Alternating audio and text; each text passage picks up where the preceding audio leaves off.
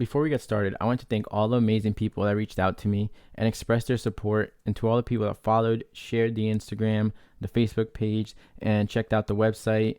To me, it's important to share this information in order to educate a community that's unable to access financial advice and educational resources. So know that it really means a lot to me, and I really appreciate every single one of you. So let's get started.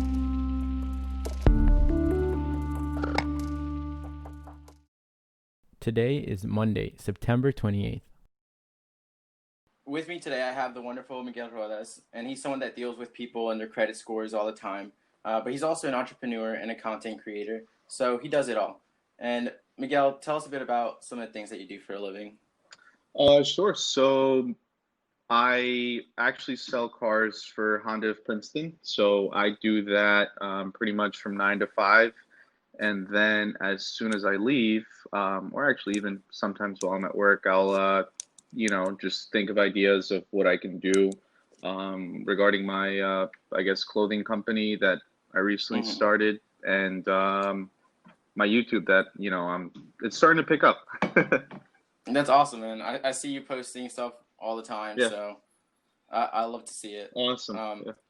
Yeah, so with that being said, with all the stuff I see you posting, and I see that all the time on like Instagram and Facebook and whatnot. So you're definitely someone that I look to for inspiration, and Awesome. even as a mentor, even if you don't know it, I'm always like seeing these things. So like when I decided to start Leo, and that my first episode was going to be about building credit history and a credit score, I immediately flashed back to when I first came to you looking for a car, and you ran my credit history, and you probably saw my credit score, and you're like, oh God. So the reason for that was because I had no idea how to build credit history like at that time. Yeah. And it's not something that's typically talked about when you're younger.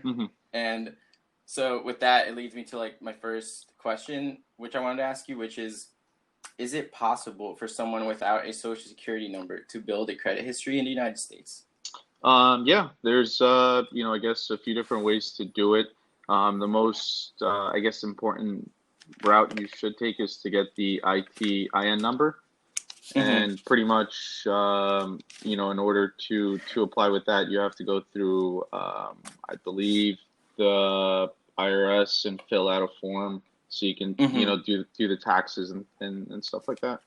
Did you filled one of those out too, right, before you? Yeah, I had to get all that information out. Okay. And I had no idea when I first wanted to get like a car, and then on my credit score came up and like, well, you have to build your history. Yeah. And I was like, I don't know, like, how am I even supposed to like start? I thought you had to have like a social security number, but it was around that same time that like DACA rolled out, and DACA gave us the social security number. But even then, it was tough, So, like, obviously, my credit score wasn't the best when I reached out to you, and finding a lender who'd give me a good interest rate on my loan wasn't going to be easy. Yeah. So I figured, like most things, maybe that building credit history for DACA recipients and immigrants, that it just wasn't going to be possible for me. But I remember that even then you went out of your way to do your best for me. And what stuck with me was that you gave me recommendations on how to improve my credit score. Yeah. And in order to get better interest rates and all the benefits. And that really started like my interest in finance. Okay. So Awesome. I want you to know that you were the person that did that for me. So thank you. I'm flattered. Absolutely, brother. I mean, when people come in, it's really hard because, a lot of people don't know about credit. And if they know about credit, I feel like it's something, especially in us, Latino household, a lot of, families or parents are like, I wouldn't say scared of credit, but, they're scared that, you might get into debt.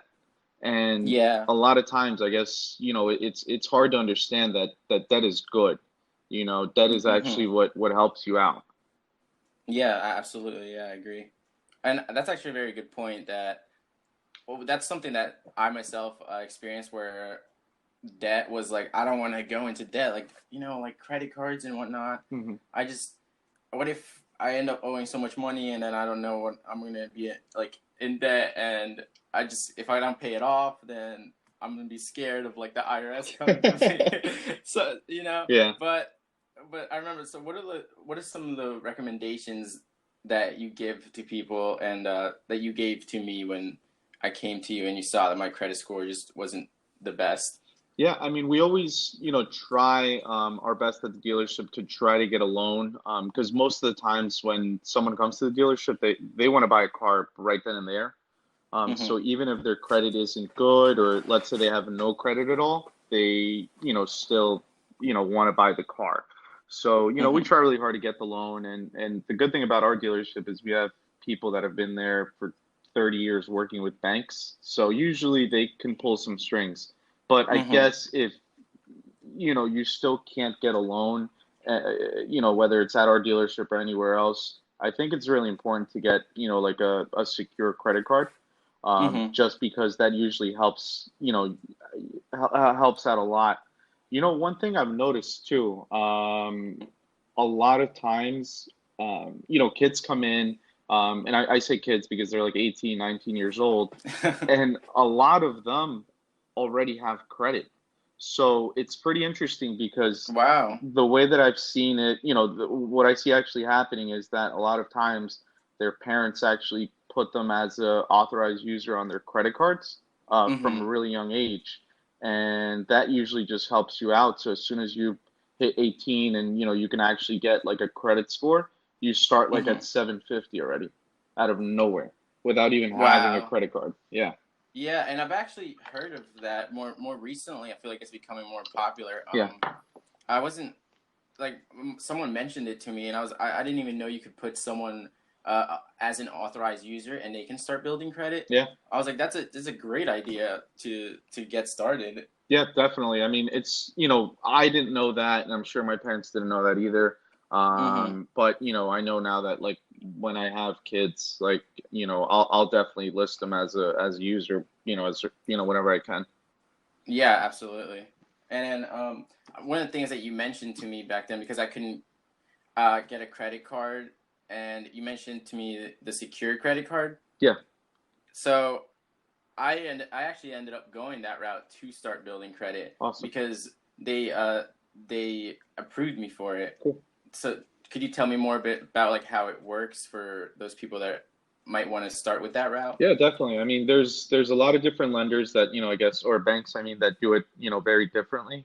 But I guess they pretty much give you a credit card that a lot of times you actually have to pay the amount up front. So let's say, for example, if they Mm-hmm. give you a credit limit of $200, like you have to give that to them, I guess as a deposit or something, and then you're able to Mm-hmm. use or borrow your own money pretty much. That's what I ended up doing, and it is great. It's a great way to start because I like and they approve a lot of people that don't have a social security as well. Okay. So I'm grateful for you recommending that. And you told me a bit about your experience with credit, Hmm. and then I'm curious about when you found out how important it is in your life. Like, were you young, or did you find out later in your life? Yeah, definitely. So, actually, can I touch? I just wanted to mention something else about like how you can build credit. I Oh I yeah, do go ahead. remember, Absolutely. because a lot of people do ask me, and I always try to find out. Let's say they can't get a secure credit card, what else they can do. There Mm-hmm. are also banks out there that are willing to give you loans, and a lot of times they're maybe 6 month, 12-month loans that a lot of banks, I have to actually find the actual name of it for you, but I could send it out to you if you want to, I Yeah, guess, yeah, that definitely. I put can links post it out on and the stuff. website. Yep, Yeah, that would be great. yeah. There's like loans you can take out, and they're more for like building your credit loans. It's not really a loan. It could be a loan of $400 that you're taking out, but the bank Mm-hmm. knows it's to build your credit. So you pretty much just Oh pay that wow. off in 6, 12 months, and along with the secure credit card, that could work, hand in hand to just build your credit up that much more.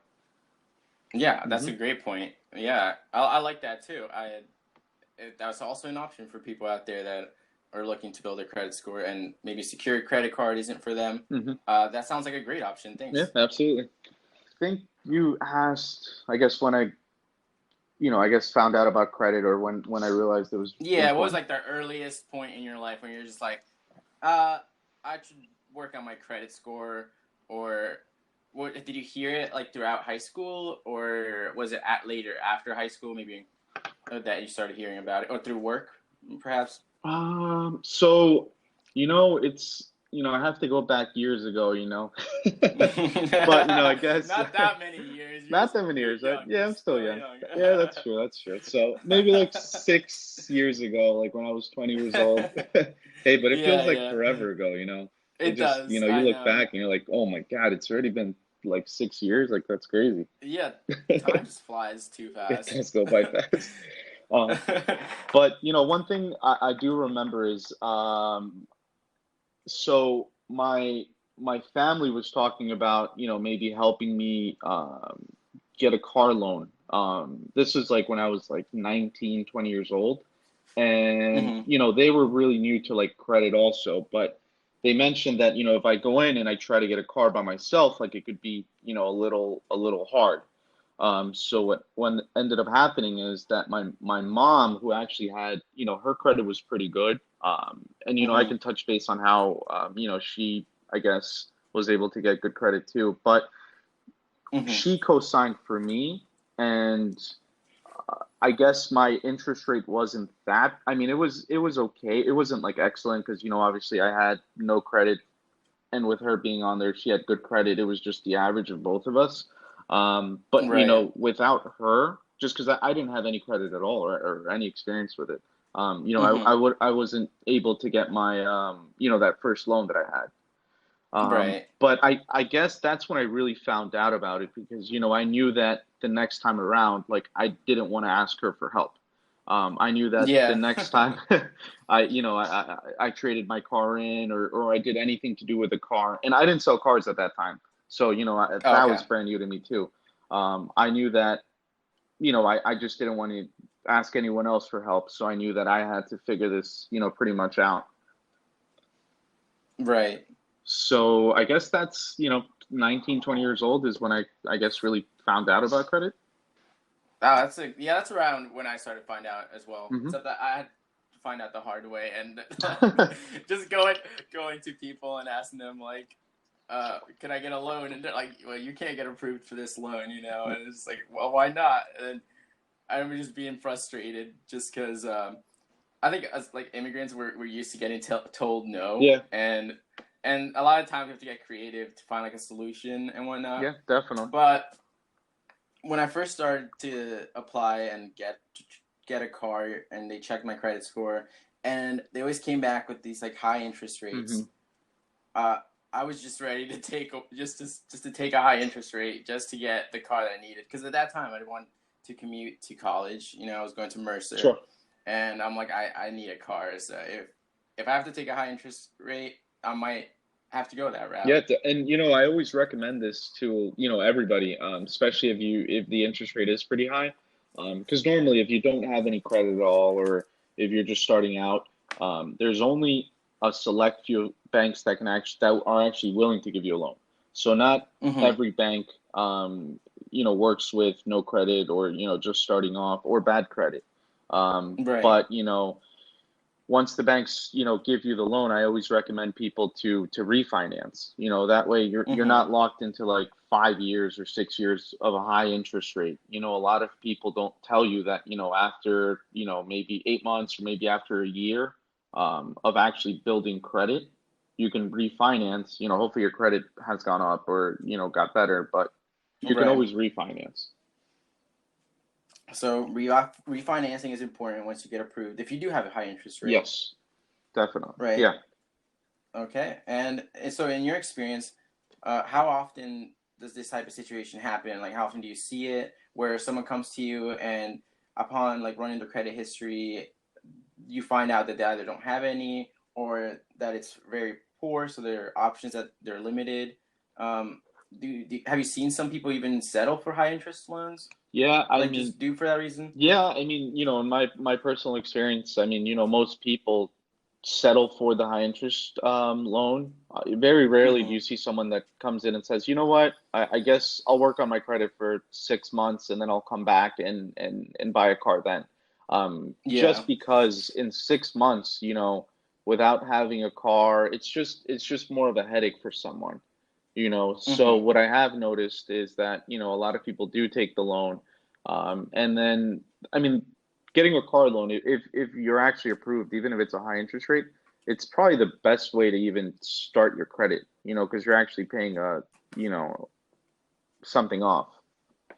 Yeah, absolutely. Hmm. And like you said, you can later refinance even if it is a high interest. Hopefully, if your credit does go up, right? Yeah. So that's for sure an option. Yeah, because I mean, the worst thing that could happen is, you take out a loan and maybe maybe get other credit cards or just get into more debt, and then it just would be bad if your credit score went down, instead of up, Mm-hmm. because then you wouldn't be able to refinance. Yeah, absolutely. So, any other thing that you'd like to add that you've seen in the dealership or that you want people to know Yeah, when they're first time buying a car or something? Yeah, go yeah. ahead. Well, I guess I just I definitely recommend to download the Credit Karma app. I think that's like really It's good. important. Yeah. And even not only Credit Karma, but there's just a lot more apps that can help keep track of your loan. Like Experian, that's also a really good app. I guess as soon as I'm just really interested in my credit now. Like I just want to make sure, I'm not. I want to get to like 800, one of these days. Which it's so hard to do. It's crazy how hard it is. I mean, Yeah. and it's weird because it's easier for some people, and I don't really know why, but it's just it is pretty hard. Maybe Yeah, it's credit's such a complicated thing. Like, it is, you know, but that's why we're but here today, right? We're trying to make yeah, it a bit that's right. easier. Bit easier for people. Mm-hmm. So that Experian app, you could list like, bills that you have, like like if you pay your phone bill, if you pay, certain bills, you can actually list them on that app, and it actually helps your credit because you actually have something that you're paying monthly, which I found it was pretty interesting. Wow. Okay. I actually didn't even know that they had like apps like that, but I'm Hmm. gonna have to try that app out for sure. Yeah, definitely. That's a good recommendation. So, anything else you want to add? One thing I did want to touch on is a lot of times I noticed, and this is from my parents. It was the first credit card that they were actually able to get, Mm-hmm. and things might have changed now, but I remember years ago it was actually the Macy's card, Oh wow. credit card that my mom was able to get because she was denied credit at a lot of different places. Mm-hmm. But one day she just wanted to try the Macy's card, and maybe she just really liked the store, or maybe she just wanted it to try out the card. But that actually is, like, I guess, the stepping stone that started to help her credit for the future, because no one else wanted to give her a card except for the department store. And the more I looked into it, Yeah. department stores are actually more, I guess they're more lenient to give you a credit card Oh wow. over Okay. like other banks. So, if banks aren't willing to help you out, then the department store, will. Mm-hmm. Okay, that's awesome recommendation as well. Like good Yeah. department store if Hmm. other places Like deny Best you. Buy. Yeah, like Best Buy, because they want you to spend money there. So, Right, they they'll want your they'll try business. whatever they can. Yeah, that's true. That's a good point actually, because they'll actually dedicate the time and try to pull some strings to get you accepted, right? Because they want Yeah. your business. That's true. All right, well, thank you so much, and I really appreciate you coming on the podcast to share your firsthand experience with us and all that helpful information. Is there anything on your end that you'd like to promote, and where and how people can reach out to you if they have questions or they're interested in getting a car, maybe, or in your videos or your clothing line? There's options. Yeah, absolutely. I mean, I feel like I'm just like overwhelmed with like all the like social media things I have, but I Mm-hmm. guess you could just always search on YouTube on the Rodas, which Rodas is my last name, and it's pretty much my girlfriend and I. We do a lot of fun stuff together. Mostly eat food, because who doesn't like food? You got that right. I love watching your videos. I'm not gonna lie. Awesome. I put down some places that you guys have recommended to go to, so that my girlfriend and I can try it, because eating food's great, but eating it with someone else is even better. It's always better. Yeah. Yep. Yeah, I always love hearing when people say, "Hey, I found this place on your YouTube, so I wanted to check it out." It's always it's always good to hear that. Awesome. All right. Anything else, or? Yeah, I mean, and my Instagram, you can search Miguel Rodas Cars. Usually you can send me a message there, or even on the Rodas on Instagram. I answer all of them, so you could always reach me out, or I guess find me on Facebook. Well, thank you so much again, Miguel, for going through this experience with me. Absolutely. As well. If you want to support me and the podcast, just follow my Instagram at LatinAmericaneo. And if you have any questions or want to know more in detail about what was covered in the podcast, you can find more info on my website, latinamericaneo.org. That's LatinAmericaneo.org. I would like to give a special thank you to Miguel Rodas for doing this interview with me, and my wonderful sister for translating the interview for the Spanish episode. See you guys next time.